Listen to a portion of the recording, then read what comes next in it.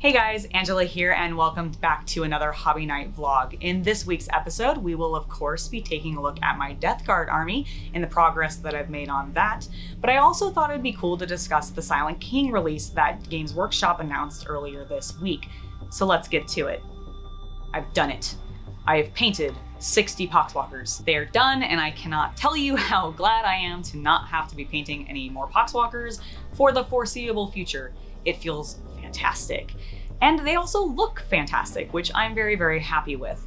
I do, however, have one final project that I do actually want to use the Poxwalkers in, but it's not something that I'm going to be doing anytime in the immediate future, but I did want to talk about it a little bit because I think it's a pretty cool project. The Poxwalkers have this ability in the game, if you're not familiar, that basically allows them to have a unit added to their squad basically when they kill a unit of an enemy faction, as long as it's not another Poxwalker. They've actually managed to kill a couple of pretty interesting things. Now they have killed your standard stuff that you'd expect Poxwalkers to be able to kill, like Imperial Guardsmen, some Astra Militarum, Primaris Marines, like maybe a Nob, mostly because I fight them a lot. They have killed some Necrons. But the coolest thing that my Poxwalkers have actually managed to kill is a Calidus Assassin.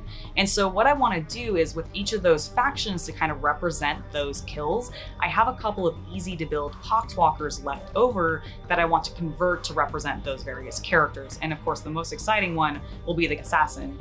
That one will be a little expensive of a conversion because I do think I'm actually going to pick up another Assassin miniature to be able to do it. But who knows, maybe I can find some bits somewhere that I can use to represent it instead. But I think that's gonna be a really cool project, and I do plan on doing it here on the channel for the check-in and everything. Keep checking in for that. We'll see that probably near the end and when the majority of the army is actually finished. Because of course, the true goal for this is just to be able to play with a fully painted army. And we're getting there. So what else did we complete this week other than our Poxwalkers? Well, as you might have seen in Monday's painting video, I painted up the Plague Surgeon. So he's ready to go as well. And next week, I'm not painting him, but my husband is going to be painting up my Plague Caster, which will be very, very cool because that is actually part of my current plans for a 500-point list, because John and I would like to be able to play a game while we're still under the shelter in place and we can't really use any other spaces for it. So a smaller list will fit our smaller table, and hopefully we'll be able to get that ready to go soon. Now you might be noticing there's a Demon Prince back there on the table. Well, I did not paint him. That is something that my husband did for me, and I think he's turning out fantastic. He has a little bit of a unique story of why he is painted the way that he is and why he has the helm that he is wearing. So in my Death Guard army, what I do is I tend to run at least 2 Demon Princes, and one of which is my Warlord, and I tend to give him Fulgus's helm, I believe is how it's pronounced. I always get that mixed up because I always want to try to call it Fulgrim's helm, but I think it's Fulgus. This miniature has the helmet you can see, and I thought it kind of looked like a football helmet. So my story for this particular Demon Prince is that he was a star quarterback for some Blood Bowl team in a hive world, and was really, really gross, like an unclean. And so it attracted the attention of Papa Nurgle, and he made a deal with him to like become an even bigger Blood Bowl star, but he got too big for his britches and basically kept climbing the ladder and eventually became a Demon Prince. That's sort of the concept for what I'm going with this guy. But I think he's turning out super great. The only thing that we have left to actually do on him is I need to dry brush the claws, because his Malefic Talons I'm gonna do in that blue skink that we do on all the rest of the army. And then we also need to tuft his base, put a couple of skulls on there, and of course, put his loincloth on him, because otherwise he's kind of naked right now. But that's all he's getting. He just has that one bit left of him, and then he'll be completely finished. So that will be fully done next week, and we'll take a final look at him then. Well, you might be wondering, so what are you going to be working on this week, Angela? If John's going to be painting the Plague Caster, what are you doing? I am simply going to be painting up my very first squad of Marines.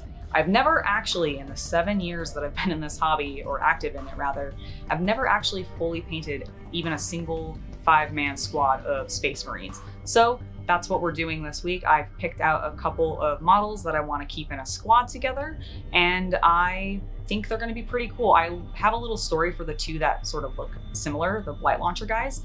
They're twins, And their elder brother is the guy with the fly head, and they've sort of stuck in their squad together. And that's them being brothers prior to have been becoming Space Marines, because of course all Space Marines are brothers. Brother! And so they're going to be siblings outside of having been Space Marines, and they just stuck sort of together in this one squad. And that's the little plan for them. So those are the ones that are completely unpainted, and then I'll be touching up the one plasma gun guy that you see. He's one of the captains we had done earlier that I just haven't changed over his trim to being the orange yet. So we'll also complete that for this week.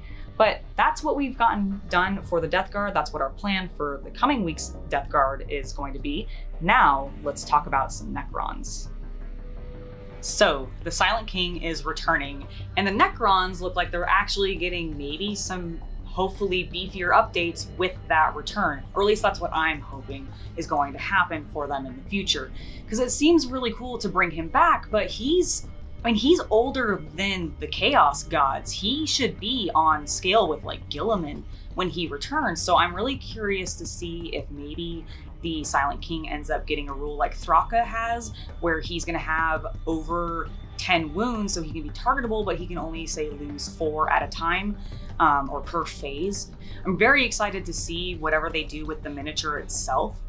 There's a portion in the trailer where he is on a ghost arc, or at least that's kind of what it looks like, and I'm very curious to see if that's what they end up doing for his miniature. I think it would be really cool if they did, because it could end up being something similar to the Triumph of St. Catherine that the Sisters of Battle have, or that one Osiarch Bone Reaper miniature that came out a little while ago with like the big guy on the pedestal with a bunch of other little guys with him.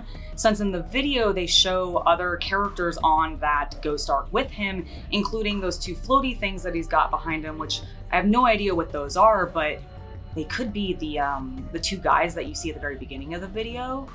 They maybe transform into those as like his guardian shield things or something. I have no idea, because they disappear later on, so maybe that's what they turn into. Regardless, I think it would be neat if that's what they did with the miniature itself. The miniature and what it looks like aside, what this really means to me is that I think 9th edition is right around the corner. I think we're actually going to see it this year still, which was probably their original intention, and I think GW has to stick to that, because otherwise, I feel like they're gonna have to postpone it for like a full another year. I don't know if that is going to work for them on just a business level. Their production schedule probably is set up for it to be a release this year, and if they don't maintain that, rules are gonna get weird, the gameplay might get odd, and fans just might not like it. I don't know if they could adapt it well enough to not release it this year.